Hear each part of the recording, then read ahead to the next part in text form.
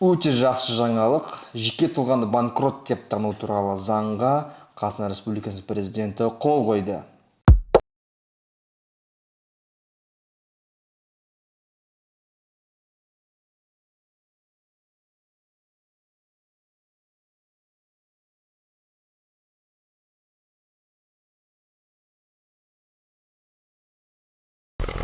Ал бұл заңның нақты аты қалай? Нақты Қазақстан Республикасының азаматтарының төлем қабілеттілігінің қалпына келтіру және банкроттығы туралы заң мақұлданды. 2022 жыл 30 желтоқсан күні Қазақстан Республикасының президенті осы заңның ресімдел бекітілуіне қол қойылды.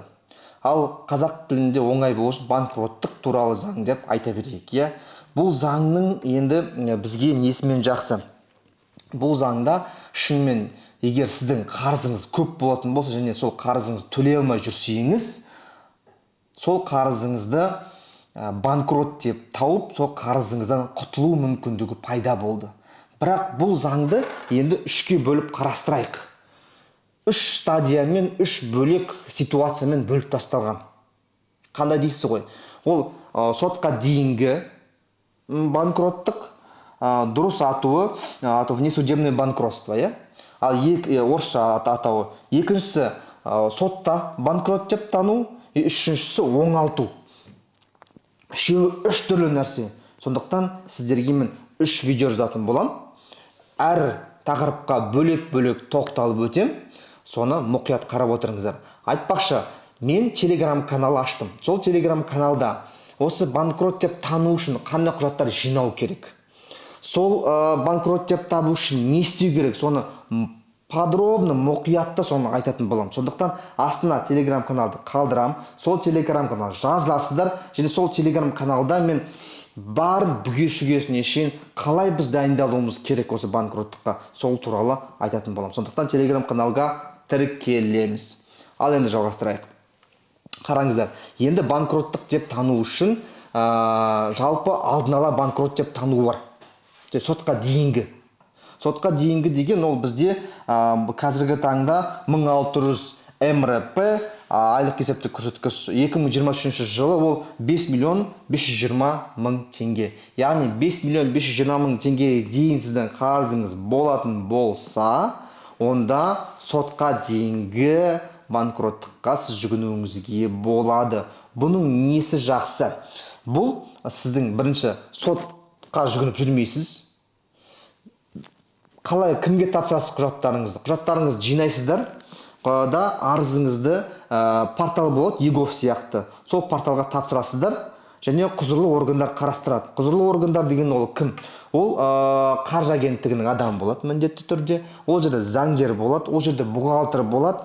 Ол жерде сол жаңағындай сіздің ісіңізді қарайтын комиссияның төрағасы болады. Осы 3 адам сіздің ісіңізді қарайды.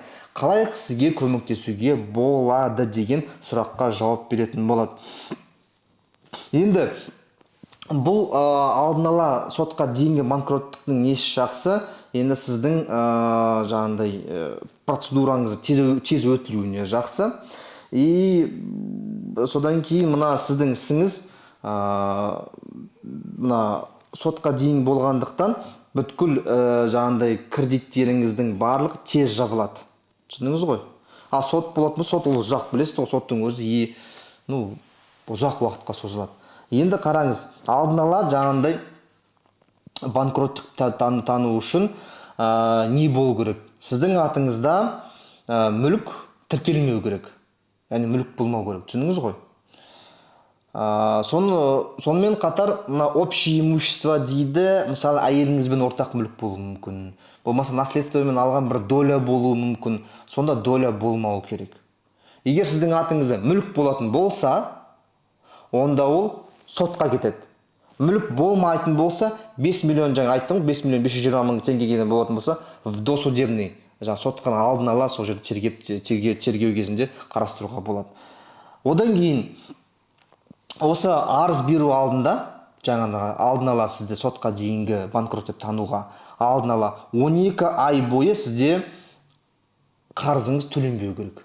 яғни ол просрочка 12 ай болу керек бір айтқанда, түсіндіңіз ба? Просрочка 12 ай болу керек. Одан кейін сізге байланысты мына атқару ісі жүру керек. Яғни соттың шешімі шығып, соттың шешімінің негізінде, болмаса нотариустың атқару парағының негізінде атқару істері жүргізу керек. Ол не деген сөз? Ол мына соттың шешімі шығып, сот орындаушы сізбен айналысады, сот орындаушы сізден өндіре алмай жүр деген сөз. Сондай жағдайда досудебный жаңағындай банкротствоға баруға болады. Одан кейін 18 ай бойы, яғни бір жарым жыл бойы сіздің қарызыңыз болу керек деген сөз екен. Осындай моменттер бар. Одан кейін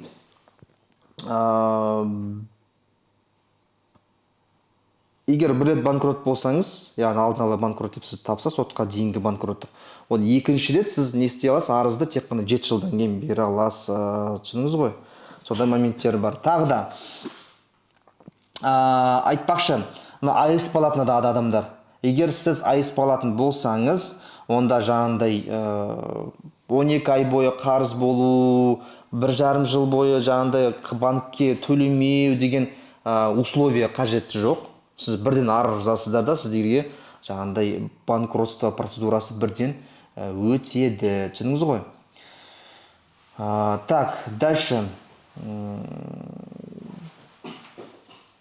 Внесудебный банкротство бойынша, егер сіз соңғы 5 жылдан бері жаңағындай қарызыңыз төлей алмай жүрсеңіз, тоже внесудебный банкротствоға болады. Яғни сотқа дейін банкротствоға беруге болады.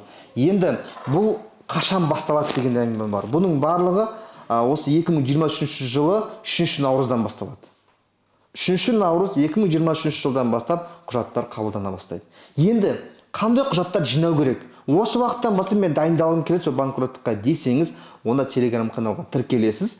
Telegram каналда мен қандай құжаттар жинау керек, қазір сол банкроттыққа дайындалу үшін не істеу керек екен, сол Telegram каналда айтатын боламын. Түсіндіңіз ғой? Сондықтан астына Telegram каналға тіркелеміз, ары қарай сол жерде мен информацияны беріп отыратын боламын. Түсіндіңіз ғой? Ал мынау Полсон компаниясы, менің компаниям, мынау воздухоочиститель, ауаны тазартатын құрылғы. Және ылғалдандырғыш, увлажнитель 2 в 1. Ауаны тазартады және ылғалдандырады. Егер бұндай аппарат керек болатын болса, онда астында нөмір қалдырады, хабарласыңыздар. Сіздермен болған заңгер Шыныбаев Марғұлан. Көріскенше күн жақсы. Сау сәлематты болыңдар.